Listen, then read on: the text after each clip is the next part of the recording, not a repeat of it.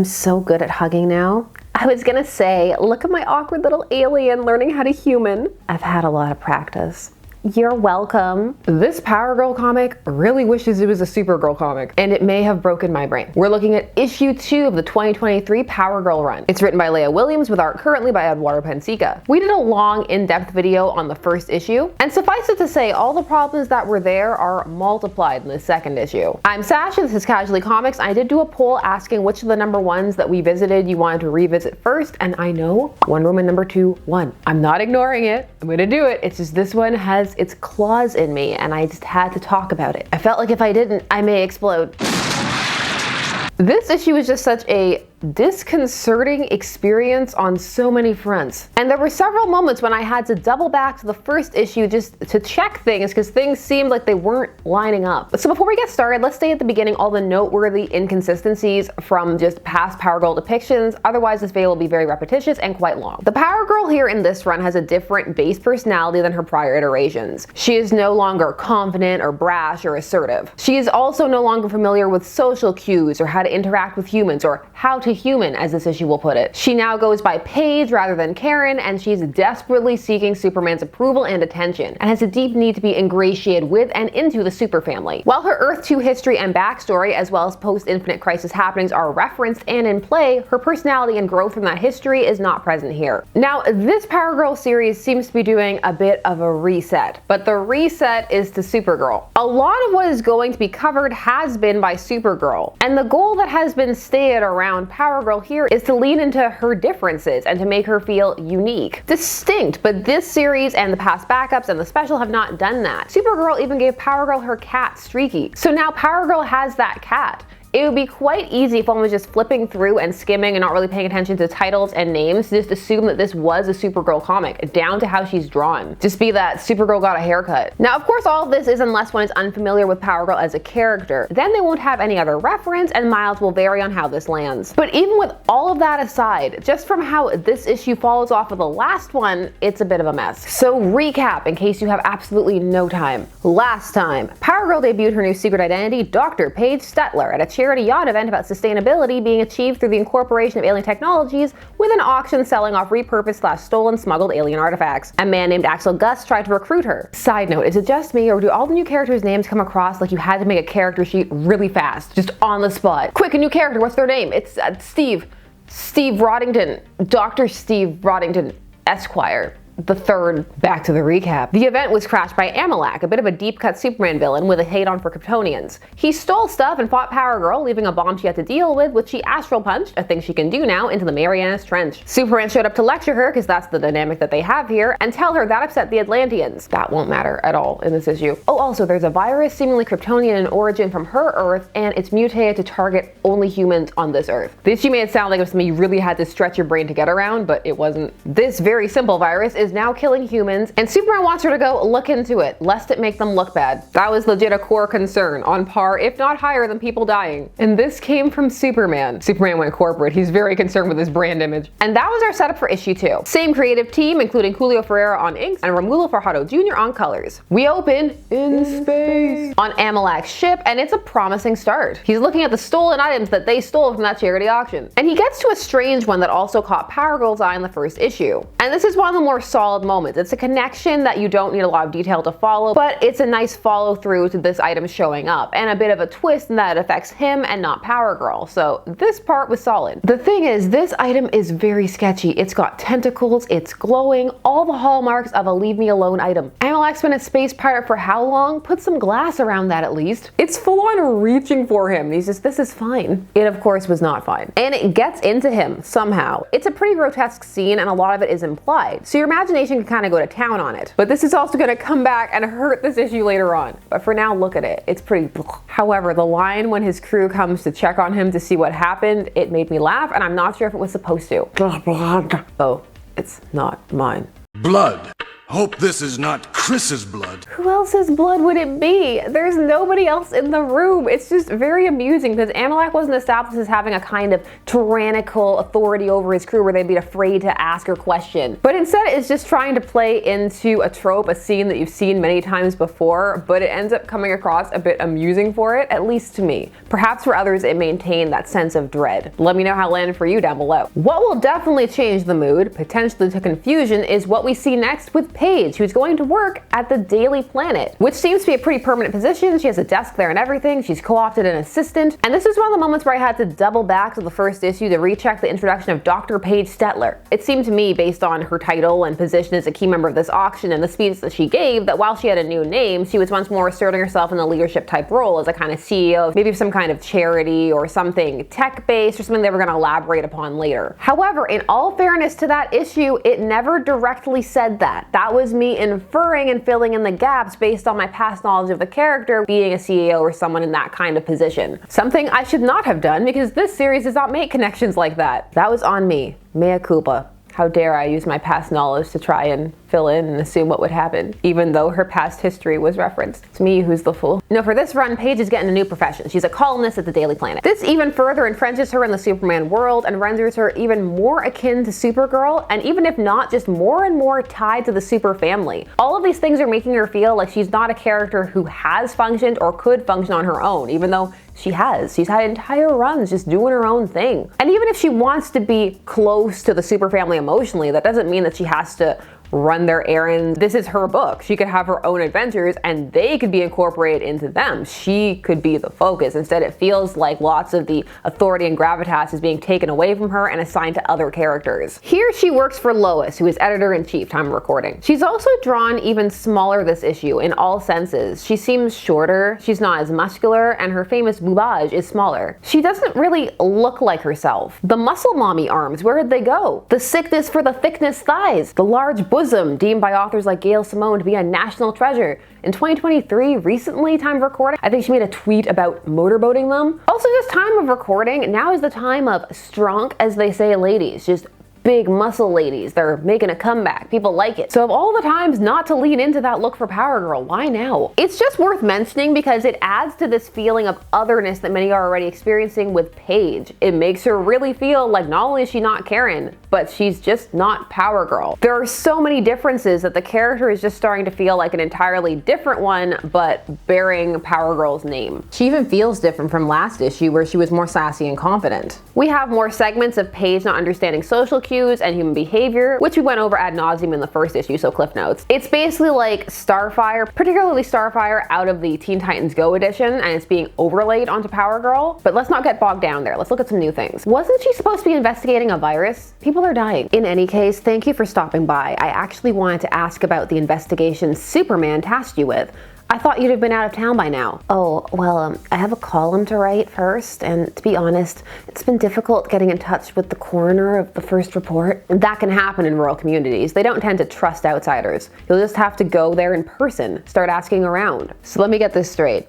Paige deferred looking into a virus that is killing humans because she had a column due and because she was too unassertive to go and ask in person when she didn't receive a reply to her messages. She's not even capable of self-starting to go and do this, even though it has to do with Earth 2 and her history and all of that. All of this would work for a rookie new character. Again, it doesn't land for Power Girl. It's incredibly important we get ahead of this Power Girl. They're already up in arms at the Daily Planet for the charity benefit we did. So if the Blue Earth movement catches wind of a Kryptonian virus that's killing humans, it'll be a disaster. Even more people will get hurt, I know. Why does no one in these issues sound like they're overly concerned about this virus that could break out and wipe out humanity? That's how they're describing it, but they're just concerned about PR, our image. Everyone here comes across badly. It's a really good thing the Blue Earth movement can't hear them. They'd have a field day. All of this is very jarring. It just makes Power Girl feel like she's Superman's lackey. Look, I know it's a lot to take on. Superman has higher expectations than the people closest to him, and it can be daunting. But he wouldn't hold you to those higher standards if he didn't fully believe you were capable of exceeding them. You hold people to higher standards when you give them a bit more files at work, or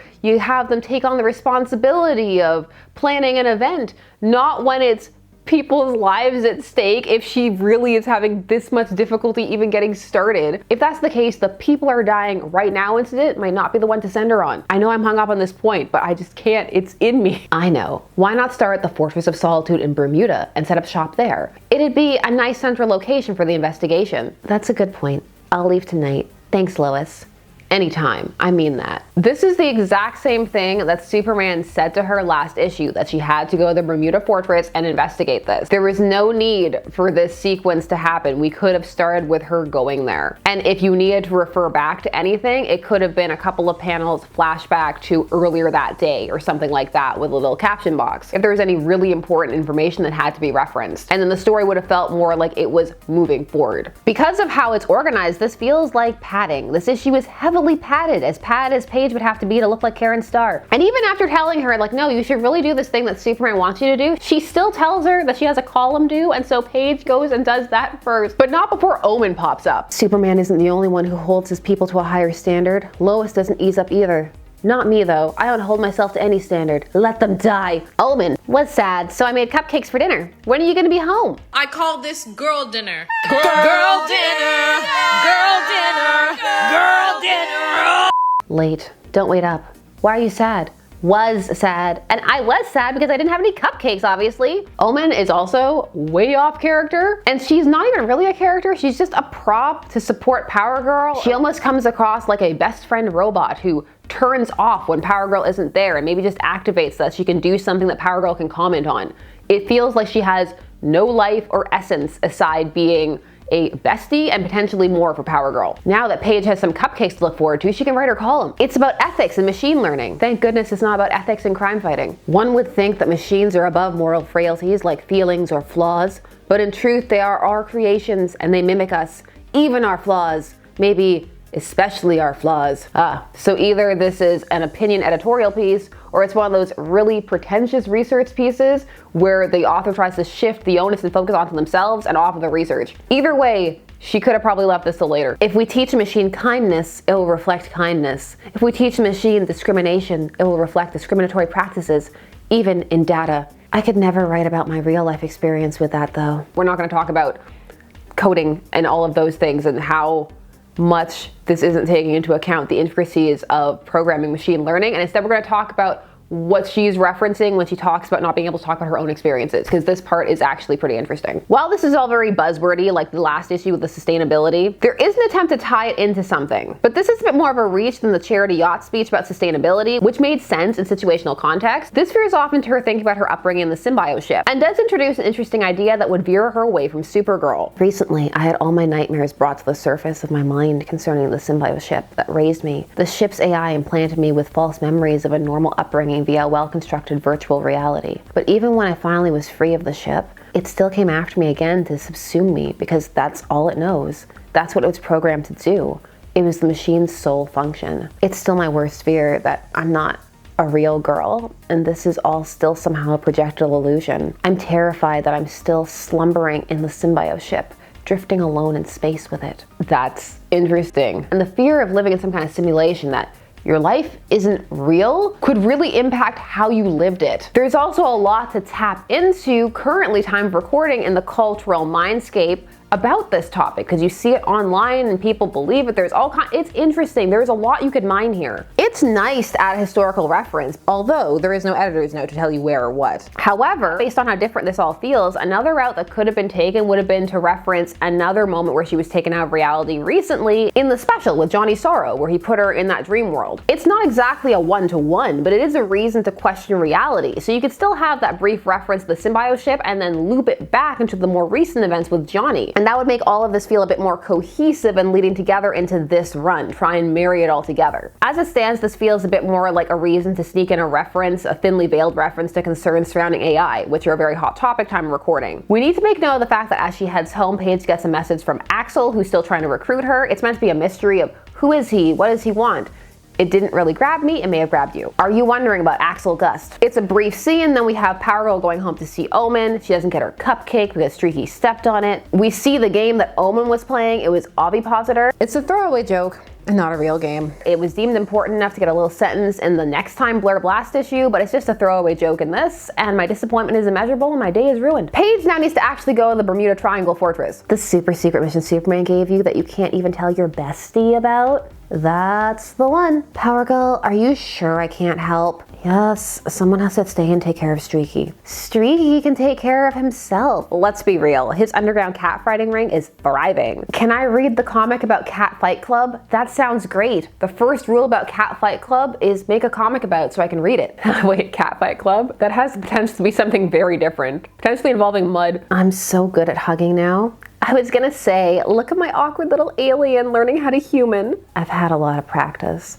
You're welcome. She just knows me well enough by now to sense when I'm starting to crumble under the weight of Kal-El's and Lois's perfectionist expectations. So here's another thing I had to double back and look at. What happened to their psychic link? They were psychically linked. So is she blocking her out from reading these thoughts? Is she not attempting to? They don't reference the link. You wouldn't even know about it if you hadn't read the last issue. If it was such an important part, it should be referenced that she's blocking this out from her so that she doesn't worry, because they were so entwined. Deep mind meld type thing. Or not even that, it could just be a reference to how she doesn't pry, she doesn't push, and that's one of the things she likes about her, that she respectfully keeps herself at distance, at bay in their link. And also, Power Girl already knew how to human, but again, we already covered that. Bermuda Triangle Fortress time, go. Virus time? No. She explores the fortress, some elements are highlighted, maybe for future issues, and some paralleling of Power Girl feeling like the last of her planet. The next morning, she finally goes to talk to someone in person about the infection. Before she can, their roof blows off, and then she has to go get it, because we need an action scene. Tell me what you know about the Kryptonian infection.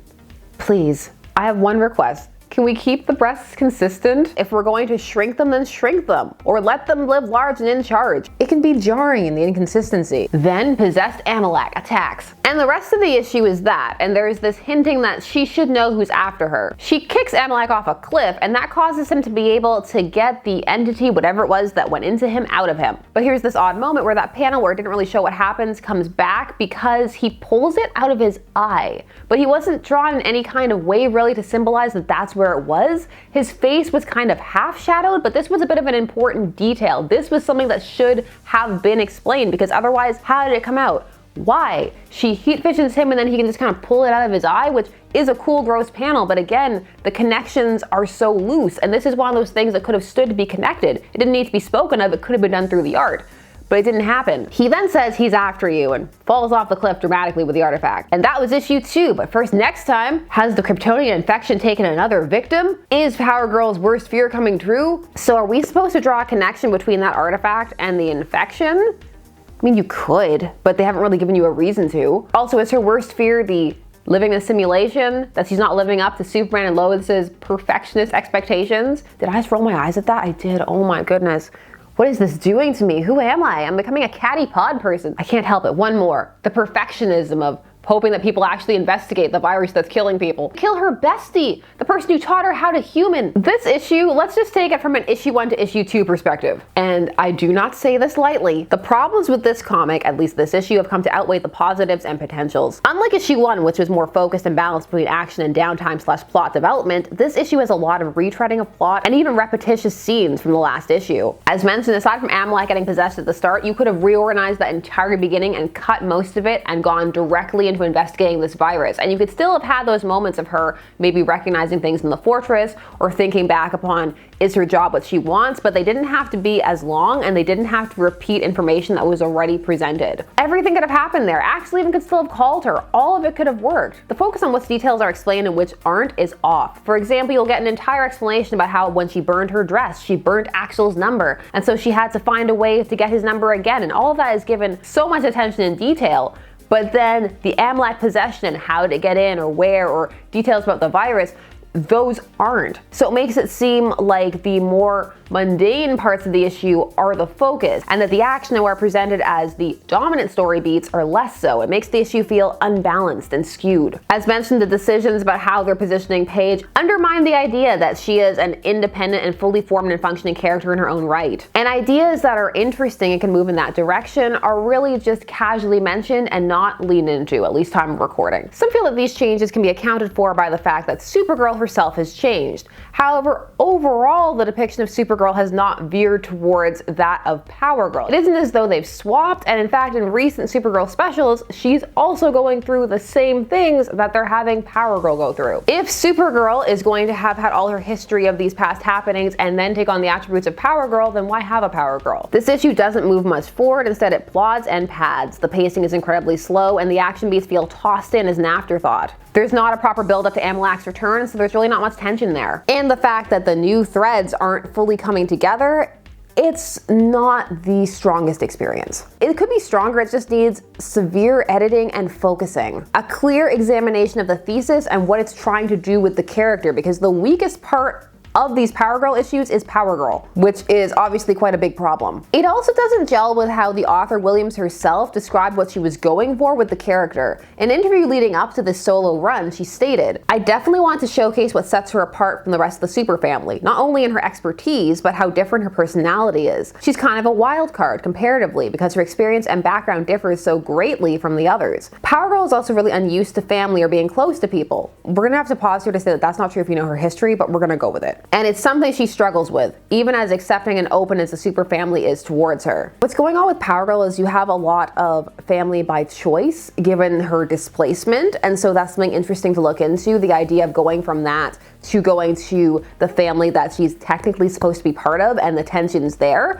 but that's not really what we're seeing. She goes on, "She's also got a wicked sense of humor, and my editor, Brittany Halzer, and I compare her to Spike Spiegel from Cowboy Bebop, like a sexy protagonist with a checkered past, guarded heart, and a colorful supporting cast aiding their adventures." That description of Spike sounded like Faye Valentine. I'm not saying that Spike isn't sexy, but it's not the dominant word that comes to mind when I think of the Cowboy Bebop protagonists and their core traits. I think cool would come to mind for Spike, sexy definitely for Faye. Faye would be more apt for more than just her looks and boobacity, but her story, her history. She too was displaced, in her case awakening in a new time out of cryosleep with no memory of who she was and having to create a brand new persona, and the one she created is strong, sassy, and confident, but that vulnerability is still there. I mean, I think Faye and Power Girl isn't a bad comparison. Why Spike? Let me know if that makes sense to you, Space Cowboy. All of what is described in these quotes is not coming across in this series, regardless of how one feels about it. And there are little blips of really intriguing ideas surrounding Power Girl that could be unique and fun, but they don't really coalesce. So far, this isn't really coming together. This issue meanders hard, and yet I can't look away. Now, of course, miles may vary. If you were vibing very much with the first issue, then this may have been right up your alley. Or if you liked the first and didn't like the second, tell me why. I want to hear all your thoughts. If you are really enjoying this,